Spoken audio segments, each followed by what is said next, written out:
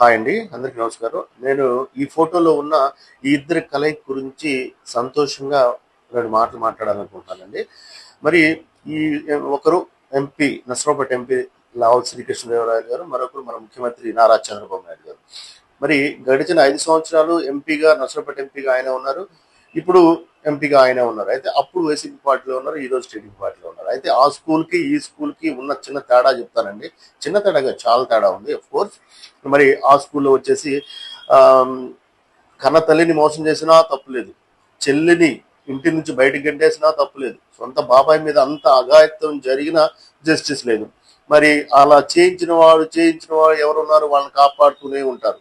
ఇకపోతే ముఖ్యమంత్రిగా ఉంటూ ఈ రాష్ట్రాన్ని ఎన్ని రకాలుగా దోచుకోవచ్చు, ల్యాండ్, మైన్, వైన్ అన్నిట్లో ఇది ఎంత ఏమైనా చేయండి, ఎలా అయినా చేయండి, మేము మాత్రమే బాగుపడాలి. ఎంతమంది చనిపోయినా పర్వాలేదు, ఎన్ని తాళి బొట్లు తెగిపోయినా పర్వాలేదు, కానీ మేము సంపాదన మాత్రం మాకు ముఖ్యం అనుకున్న వాళ్ళు అలాంటిది ఆ స్కూల్. మరి అందుకే కదా ఇంతమందికి ఈరోజు ఇంతమంది అరెస్ట్ అవుతున్నారు, ఇంతమంది జైల్లోకి వెళ్తున్నారు, ఎంతో మంది మీద కేసులు పడుతున్నాయి. ఓకే. ఇక కట్ చేస్తే ఈ స్కూల్లోకి వస్తే ఇక్కడ చంద్రబాబు గారు, మరి ఆయన వయసు ఎంత? 70 సంవత్సరాల పైచిలుకు వయసులో కూడా మైనస్ డిగ్రీల టెంపరేచర్ ఉన్న కంట్రీస్ కూడా తిరుగుతున్నారు. ఎందుకు? రాష్ట్రం బాగు కోసం. మరి ఒక లండన్ ఏంటి, దుబాయ్ ఏంటి, సింగపూర్ ఏంటి, ఆస్ట్రేలియా ఏంటి, ఇలా అన్ని రకాలు తిరుగుతున్నారు. మరి వచ్చే నెలలో అంతర్జాతీయ సదస్సు ఉంది. ఏప్రిల్ వచ్చే నెల నవంబర్ 14వ తారీఖున. ఆ రోజున అనేక దేశాలు మన రాష్ట్రానికి రాబోతున్నాయి.